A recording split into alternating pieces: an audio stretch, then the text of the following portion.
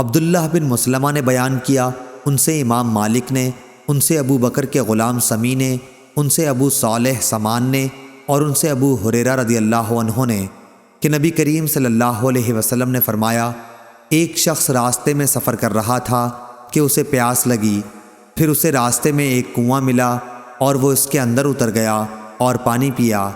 جب باہر آیا تو اس کی نظر ایک کتے پر پڑی جو ہانپ رہا تھا اور پیاس کی سختی سے کیچڑ چاٹ رہا تھا۔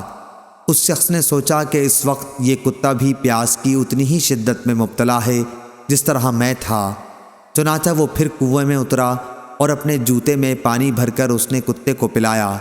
اللہ تعالیٰ کے ہاں اس کا یہ عمل مقبول ہوا اور اس کی مغفرت کر دی گئی۔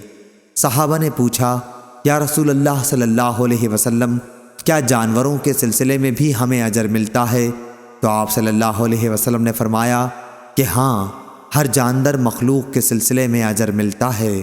صحیح بخاری حدیث نمبر 2466۔